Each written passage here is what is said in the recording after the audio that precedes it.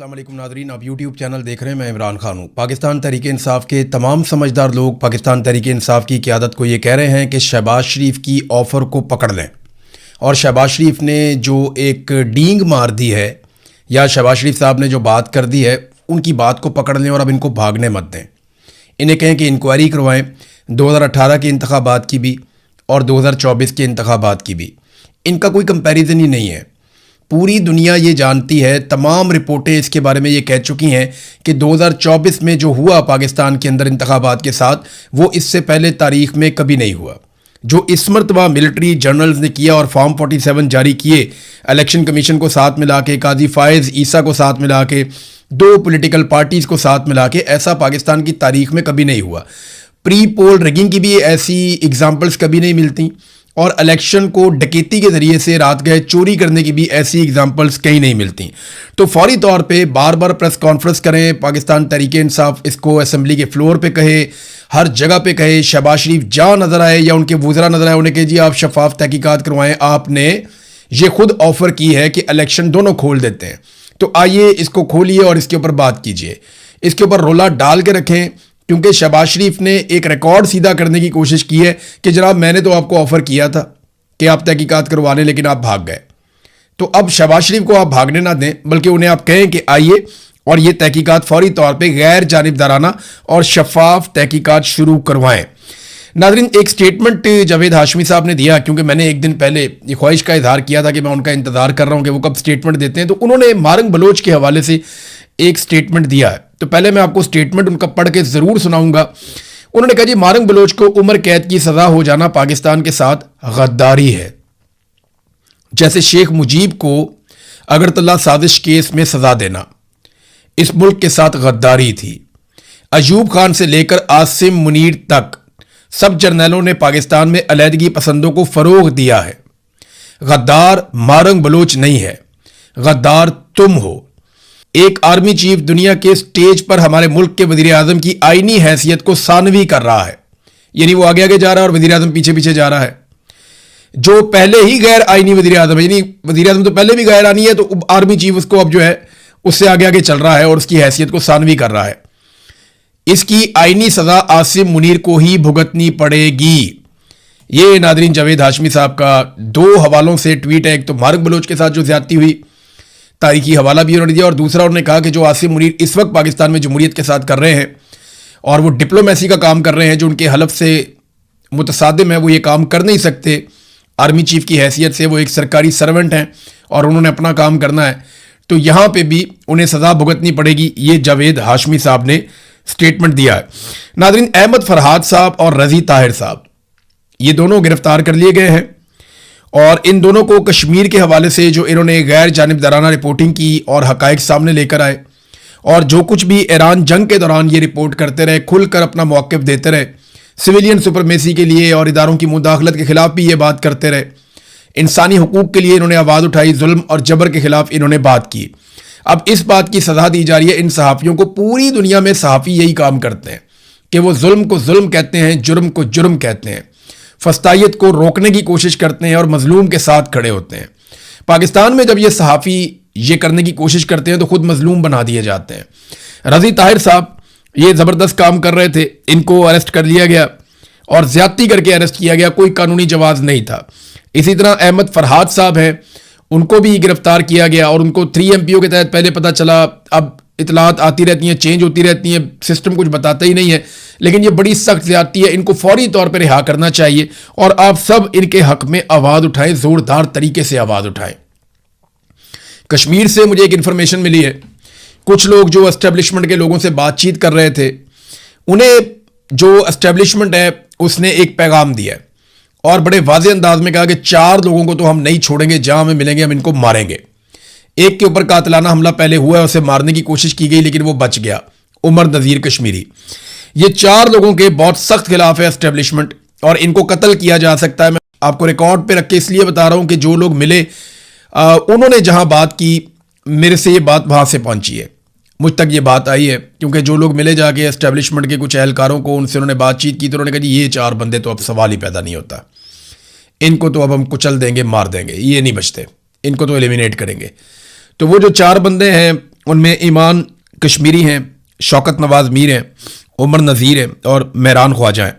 ان 4 لوگوں کی جان خطرے میں ہے. کشمیریوں کو دیکھنا پڑے گا کہ ان کے یہ بیٹے ان کے لیے آواز اٹھا رہے تھے. نہ انہوں نے MNA بننا ہے, نہ کوئی انہوں نے منسٹریاں لینی ہیں, نہ ان بیچاروں نے کوئی بہت بڑے بڑے کاروبار کرنے ہیں, نہ ان میں سے کوئی وزیر اعظم کا امیدوار ہے, نہ ان میں کوئی صدر کا امیدوار ہے. یہ بیچارے دکاندار ٹائپ لوگ ہیں. کسی کی بیکری ہے, کسی کی کتابوں کی دکان ہے, کوئی چھوٹا موٹا اور کاروبار کرتا ہے. یہ تو کشمیریوں کے حقوق کے لیے کھڑے ہوئے تھے. اب کشمیریوں کو دیکھنا ہے کہ وہ اپنے ان بچوں کی حفاظت کیسے کرتے ہیں. بہرحال کشمیری بڑی تعداد میں کھڑے ہیں, بار بار وہ احتجاج بھی کرتے ہیں. اوورسیز کشمیری بھی بہت بڑے پیمانے پر احتجاج کرتے ہیں. پاکستان تحریک انصاف کو وہاں پہ بلے کا نشان ملا, ہائی کورٹ سے ملا, لیکن تحریک انصاف کے لوگ اس کو شک کی نظر سے بھی دیکھ رہے ہیں. وہ یہ کہہ رہے ہیں کہ پاکستان تحریک انصاف کو بلے کا نشان دینے کا مطلب یہ ہے کہ ایک سب سے فیورٹ پولیٹیکل پارٹی کو فوری طور پہ الیکشن میں متحرک کر دیا جائے تاکہ لوگوں کی توجہ ہٹ جائے احتجاج سے اور لوگ الیکشن کی طرف توجہ دیں کہ جناب الیکشن میں ان مسائل کا حل ہے. اور لوگ یہ بھی جانتے ہیں اور اس کے اوپر بار بار تبصرہ کر رہے ہیں کہ PTI کو این ٹائم پہ دھوکہ ملے گا. این ٹائم پہ پاکستان تحریک انصاف کو دھوکہ کر کے اس کھیل سے یا تو باہر کر دیا جائے گا یا پھر پاکستان تحریک انصاف کو کسی صورت بھی حکومت نہیں بنانے دی جائے گی. اور یہ 12 نشستیں جو ہیں ان کے اوپر تو اپنے بندے لے کر آنے ہیں. 12 کے 12 بندے ملٹری اسٹیبلشمنٹ اپنے لے کر آئے گی اور چند بندے انہیں آزاد کشمیر سے چاہیے ہوں گے جن کو وہ جتوا لیں گے. 2-4 وہ آزاد جتوا لیں گے اور ایک متنجن سا بنا کے یا ان آزاد جیتنے والوں کو وہ IPP میں یا کسی بھی جماعت میں شامل کروا کے بڑے آرام سے اسٹیبلشمنٹ آزاد کشمیر میں اپنی حکومت بنانے کی کوشش کرے گی. تو یہ ایک ٹریپ سمجھا جا رہا ہے اور لوگ اس کے اوپر بات بھی کر رہے ہیں کہ اس ٹریپ میں نہیں آنا چاہیے. اب ہونا کیا چاہیے؟ دیکھیں, آئیڈیل سچویشن تو یہ ہے کہ وہاں پہ فیئر اینڈ فری الیکشن ہو, ایک نئی حکومت بنے اور وہ فوری طور پہ آئین میں ترمیم کر کے ان سیٹوں کا فیصلہ کرے. لیکن اب ہوتا کیا ہے, کیونکہ فضل الرحمان صاحب بھی اب مذاکرات کے اندر پڑ گئے ہیں, محمود اچکزئی صاحب بھی پڑ گئے ہیں, کچھ لوگ جو ہیں وہ کشمیر میں پہنچے ہیں, انہوں نے مذاکرات کیے, بات چیت کی ہے کشمیری رہنماؤں سے. تو ابھی بات چیت آگے بڑھے گی تو ہمیں سمجھ آئے گی. بہرحال اوورسیز پاکستانیوں سے میری بات ہوئی, ملاقات بھی ہوئی, وہ کافی غصے میں ہے اور ان کا ایک ہی شکوہ ہے کہ یار ہم کوئی غدار ہیں, ہم کوئی ملک کے دشمن ہیں, یار ہم پاکستان سے ہم لوگ پیار کرتے ہیں. آپ ہمارے پاسپورٹ چیک کر لیں, آپ ہماری ہر چیز دیکھ لیں اٹھا کر. ہم نے پاکستان سے کبھی نفرت نہیں کی, ہم نے پاکستان سے یا پاکستان کے اداروں سے کبھی نفرت نہیں کی. ہم تو ہمیشہ ان کو پیار کرتے رہے, سلوٹ کرتے رہے. لیکن آج اگر ہم نے اپنا حق مانگ لیا ہے تو انہوں نے ہمیں غدار قرار دے دیا. یہی ہوا تھا بنگالیوں کے ساتھ, یہی ہوا تھا مہاجروں کے ساتھ, یہی ہوا بلوچوں کے ساتھ, پھر یہی ہوا قبائلیوں کے ساتھ, یہی ہوا پشتونوں کے ساتھ, اور آج یہی ہو رہا ہے کشمیریوں کے ساتھ. پنجاب میں بھی جو آواز اٹھاتا ہے اس کو غدار ڈکلیئر کر دیا جاتا ہے. یہاں پاکستان سے باہر بہت سارے لوگ بیٹھے, ان کو 100 سال کی سزائیں سنا دی پکڑ کے. وہ پاکستان میں تھے بھی نہیں, انہوں نے کوئی جرم بھی نہیں کیا, ان کو بھی سزائیں سنا دی گئی ہیں. تو پاکستان تحریک انصاف کو انتخابی نشان مل جانے کو بھی ایک دھوکے کے طور پہ دیکھا جا رہا ہے. لیکن ابھی آپ کچھ کہہ نہیں سکتے, ابھی بہت ساری چیزیں اگلے چند دنوں میں ہوں گی اور ان سے ہمیں آئیڈیا ہو جائے گا کہ صورتحال کس طرف جا رہی ہے. ایک اور ناظرین خبر ہے, عمران خان صاحب کی بہنوں سے ایک سوال پوچھوایا گیا کہ جناب دنیا بھر میں عاصم منیر کا شکریہ ادا کیا جا رہا ہے, پاکستان کا شکریہ, پاکستان کے ٹرینڈ چل رہے ہیں, تو آپ اس کے بارے میں کیا کہتی ہیں؟ تو عمران خان کی بہنوں نے کہا جی کہاں پہ ٹرینڈ چل رہے ہیں, کس چیز کا شکریہ ادا کریں؟ میں نے سارا سوشل میڈیا ٹویٹر دیکھا, ایک ٹویٹ شکریہ کی نہیں مجھے ملی. تو ان کا کس بات پہ شکریہ ادا کریں؟ اس بات پہ کریں جو انہوں نے کشمیر میں کیا ہے, اس بات کا شکریہ ادا کریں جو انہوں نے 26 نومبر کو قتل عام کیا. جو ظلم یہ عمران خان پر کر رہے ہیں ان کا کبھی کوئی شکریہ ادا نہیں کرے گا. لوگ بددعائیں دے رہے ہیں. ہم خواتین کے ساتھ یہاں اڈیالہ کے باہر ہوتا ہوا ظلم دیکھ رہے ہیں جو ہمارے ساتھ ہوتا ہے, پورے پاکستان نے دیکھا ہے. ہم اس بات پر شکریہ ادا کریں ان کا. اپنے محلے میں آپ عوام کی مار پیٹ کریں اور باہر جا کر صلح صفائی کروائیں, اس پر شکریہ کوئی نہیں کرتا. یہ عمران خان کی بہنوں نے ٹکا کر جواب دیا جب سوال ان سے پوچھا گیا. دیکھیں, قوم شکریہ تب ادا کرے گی جب قوم کو کچھ ملے گا. نمبر 1, سب سے پہلے قوم کو ان کا حق ملے کہ وہ جو فیصلہ کریں اس فیصلے کے مطابق ملک چلنا چاہیے. پہلا حق تو یہ ہے. دوسرا, جو لوگ ملک چلا رہے ہوں وہ اس نیت کے ساتھ چلائیں کہ قوم آگے بڑھے, ترقیاتی منصوبے لگیں, ترقیاتی بجٹ زیادہ ہو, لوگوں کی تنخواہوں میں اضافہ ہو, لوگوں کی آمدن بڑھے, مہنگائی کم ہو, غربت کم ہو, بے روزگاری کم ہو, باہر سے سرمایہ کاری. یہ ساری چیزیں آپ کریں گے تو لوگ آپ کا شکریہ بھی ادا کر سکتے ہیں. لیکن اس کے لیے آپ کو لیجٹمیٹ گورنمنٹ ہونا چاہیے. اگر آپ کی حکومت ہی جعلی ہے تو آپ جتنے مرضی اچھے کام کریں, جیسے حسینہ واجد تھی, اس کی جعلی حکومت تھی, وہ بہت اچھے کام کرتی تھی, لوگوں نے اٹھا کے باہر پھینک دیا. تو لوگوں کو ایک تو حکومت لوگوں کی ہونی چاہیے کہ لوگوں کی بنائی ہوئی حکومت بیٹھی ہو اور پھر وہ لوگوں کی خدمت کرے, تو پھر ایک ریلیشن بنتا ہے لوگوں میں اور گورنمنٹ کے اندر. یہاں عاصم منیر صاحب نے 2023 میں تاجروں سے ایک ملاقات کی تھی جب یہ گلف ممالک کے وزٹ وغیرہ کر رہے تھے. تو اس وقت عاصم منیر صاحب نے کچھ دعوے کیے تھے. ایک فیلڈ مارشل, عاصم منیر اس وقت نہیں تھے فیلڈ مارشل, تو انہوں نے کہا تھا 1 سال کے اندر پاکستان کی اکانومی مکمل طور پہ درست ہو جائے گی اور پاکستان ترقی کی منازل طے کر جائے گا 1 سال کے اندر, اور 1 سال بعد ایک بالکل ڈیفرنٹ پاکستان ہوگا. یہ انہوں نے تاجروں سے باتیں کرتے ہوئے عاصم منیر صاحب نے کہا تھا. انہوں نے دعویٰ کیا کہ میں عرب ممالک سے ہو کر آیا ہوں, $100 ارب میں عرب ممالک سے لے کر آ رہا ہوں, $50 ارب سعودی عرب دے گا, اور اس میں سے $25 ارب اپنے قومی خزانے میں یعنی اپنے جو ریزروز ہیں ان کے اندر رکھے جائیں گے, اور یہ سارا پیسہ سرمایہ کاری کے طور پہ آئے گا, یہ قرضہ نہیں ہوگا, یہ پیسہ پاکستان میں استعمال ہوگا. لیکن اس کے باوجود ابھی تک عاصم منیر صاحب نے جب یہ بات کی تھی, اب 4 سال ہو گئے اس بات کو, لگ بھگ 3.5 سال, $1 کی انویسٹمنٹ نہیں لے کر آئے, بلکہ یو اے ای نے جو ہمیں پیسے دیے تھے انہوں نے واپس مانگ لیے, اور وہ پیسے واپس کرنے کے لیے ہم نے سعودی عرب سے قرضہ لے لیا. اور ابھی تک موجودہ جو رجیم ہے اس نے عوام کو آگاہ ہی نہیں کیا کہ سعودی عرب سے جو ہم نے قرضہ لیا ہے اس کا معاہدہ کیا ہے, اس کا سود کتنا ہے, اس کے اوپر ہم نے کتنا انٹرسٹ پے کرنا ہے, یہ بھی پاکستانی قوم کو نہیں بتایا. اور اس کے بدلے میں ہم نے سعودی عرب کو دیا کیا کہ جب تک یہ پیسے آپ کے ہمارے پاس رہیں گے اتنے عرصے میں ہم اپنا جو ہے فوج یا اپنے ہتھیار جو ہے وہ ہم سعودی عرب میں بھیج رہے ہیں. ہم نے یہ بھی کیا نا. تو وہ معاہدہ کیا ہے؟ نہ دفاعی معاہدہ ہم نے دیکھا, نہ ہم نے وہ معاہدہ دیکھا جس میں پاکستان نے سعودی عرب سے قرضہ لیا ہے, وہ پیسہ لیا ہے, کس بنیاد پہ لیا ہے, کس طرح واپس کرنا ہے, اس کے اوپر کتنا سود پڑے گا, یہ ہمیں نہیں پتا, نہ ہمیں کوئی بتا رہا ہے.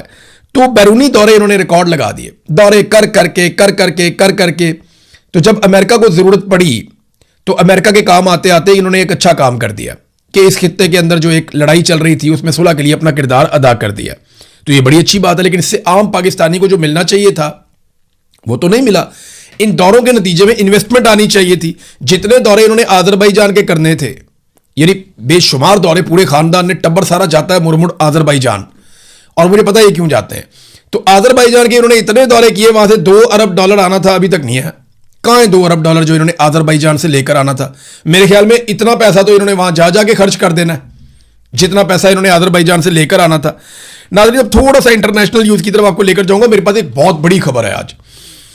انٹرنیشنل یہ چل رہا ہے کہ ایران نے فوری طور پہ جو IAEA کو معائنہ کروانا تھا وہ ابھی نہیں کروا رہے, اور ڈونلڈ ٹرمپ نے کہا مجھے بھی کوئی جلدی نہیں ہے, یہ ٹائم آئے گا تو یہ چیزیں ہو جائیں گی.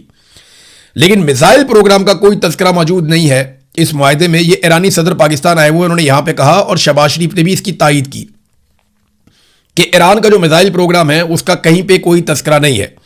اور ایرانی جو صدر ہے انہوں نے ایک بات کی, انہوں نے کہا جی ہمارا جو میزائل پروگرام ہے نا, اس پروگرام کی وجہ سے ہمیں یہ ساری کامیابی ملی ہے. یعنی ہمارے پاس اگر میزائل نہ ہوتے جو کہ ہم اپنے دفاع کے لیے بنائے ہیں, تو اسرائیل اور امریکہ ایران کو اسی طرح تہس نہس کر دیتے جیسے انہوں نے غزہ کو تہس نہس کیا ہے. اور وہ بوڑھوں یا بچوں پر کسی پر رحم نہ کرتے, وہ انسانی حقوق کی بات کرتے ہیں. یہ ایک بہت بڑا جھوٹ ہے. اگر ہم اپنا دفاع نہ کر سکتے تو وہ یقیناً ہمارے ملک پر کوئی رحم نہ دکھاتے اور ہماری طاقت کو تباہ کر دیتے. اس لیے ہم کسی بھی صورت میں اپنی دفاعی صلاحیتوں پر کبھی کوئی مذاکرات نہیں کریں گے. تو شہباز شریف صاحب نے کہا بیلسٹک میزائل تو دنیا کے ملکوں کے پاس ہے, اگر ایران کے پاس بھی ہے تو اس سے کوئی پرابلم نہیں ہے, اور یہ معاہدے کا حصہ نہیں ہے. یہ ایران نے بڑا کیٹیگوریکلی, بڑا کلیئرلی اس نے کہہ دیا. ایک ناظرین خبر آئی ہے ایسی امریکہ سے کہ وہاں بھونچال مچا ہوا ہے اور ہرباؤں مچی ہوئی ہے کہ یہ کیا خبر ہے. مسئلہ یہ ہوا ہے کہ امریکی طیارے کا ایک پائلٹ, آپ کو یاد ہوگا, وہ گر گیا تھا ایران میں, جس کو نکالنے کے لیے بہت بڑا آپریشن امریکن نے کیا تھا. اس کا طیارہ گرا تو اس نے ایجیکٹ کیا اپنے آپ کو, اور وہ ایران کی سرزمین پہ اتر گیا. اس نے یہ بتایا کہ جب میں اپنے طیارے سے باہر نکل رہا تھا تو میں نے ایرانی ڈرونز کے ایک غول کو دیکھا جو ایک ساتھ مل کر جیلی فش کی طرح مشابت رکھتے ہوئے فارمیشن میں حرکت کرنے کا مطلب یہ کہ ہر ڈرون دوسرے ڈرون کے ساتھ کنیکٹڈ تھا. یعنی انہوں نے ہوا میں جو شکل بنائی ہوئی تھی وہ ایک موومنٹ کر رہے تھے اور وہ سینکونائز تھے ایک دوسرے کے ساتھ. ان سب ڈرونز کی جو حرکت تھی وہ ایک دوسرے کے ساتھ کنیکٹڈ تھے, ایک دوسرے کے ساتھ فارمیشن میں حرکت کر رہے تھے. فارمیشن یہ کہتے ہیں جیسے فوج چلتی ہے نا, تو انہیں پتا ہے فارمیشن کیا ہونی چاہیے. کبھی آپ نے دیکھا ہوگا اسٹیڈیم کے اندر تو لوگ بہت ساری شکلیں بناتے ہیں, یعنی نیچے پریڈ کر رہے ہوتے ہیں, اچانک سے ڈی لکھا جاتا ہے, اچانک سے ایف لکھا جاتا ہے, اچانک سے کوئی نام لکھ دیتے ہیں, کوئی پرچم بنا دیتے ہیں, کوئی پھول بنا دیتے ہیں. وہ اس طرح کے مظاہرے کرتے ہیں نا گراؤنڈ کے اندر جب آپ دیکھتے ہیں اسٹیڈیم میں. یہ اسی طرح ڈرون فارمیشن کے اندر جا رہے تھے. اب ایران میں اگر یہ صلاحیت ہے تو امریکی انٹیلیجنس جو ہے اس کے اندر ایک نئی بحث چھڑ گئی ہے کہ اگر ایران یہ کر سکتا ہے اور اس نامعلوم ڈرون صلاحیت کو وہ حاصل کر چکا ہے تو پھر بہت بڑی مصیبت بن جائے گی. وہ اس بات کی تحقیقات کر رہے ہیں کہ یا تو یہ پائلٹ کی کوئی غلط فہمی ہے, وہ زخمی تھا اور وہ نہیں سمجھ پایا, اور اگر وہ درست سمجھ پایا اور اس نے وہی چیز دیکھی ہے جو وہ بتا رہا ہے تو اس کا مطلب یہ ہے کہ بہت جدید مشین ایران تیار کر چکا ہے جو مستقبل میں بہت مشکل سے کوئی کنٹرول کر پائے گا کہ ایک فارمیشن کے اندر ڈرونز حرکت کر رہے ہیں. چائنا کے پاس اس قسم کی ٹیکنالوجی ہے, وہ ڈرونز کے ساتھ کچھ آج کل فضائی شوز وغیرہ بھی کرتے ہیں, اس طرح کی چیزیں کرتے ہیں, لیکن وہ چھوٹے ڈرونز ہوتے ہیں. یہ جو خودکش ڈرونز ہیں اگر وہ اس طرح موو کر رہے ہیں تو یہ ایک بڑی مصیبت بن جائے گی. ناظرین, دنیا کا سب سے طاقتور کمپیوٹر, اسے سپر کمپیوٹر کہتے ہیں. یہ کتنا طاقتور ہے میں آپ کو تھوڑا سا بتا دیتا ہوں, اور میں آپ کو یہ بتاتا ہوں کہ یہ کمپیوٹر چائنا نے بنا لیا ہے. دنیا کا جو اس سے پہلے سب سے طاقتور کمپیوٹر تھا وہ امریکہ کے پاس تھا. امریکہ کے پاس ہمیشہ سے دنیا کا سب سے طاقتور کمپیوٹر تھا, اور چائنا نے اس سے پہلے 2017 میں ایک سپر کمپیوٹر بنایا تھا, لیکن چائنا نے اس میں بہت سارا سامان چائنا کے باہر سے منگا کے لگایا ہوا تھا.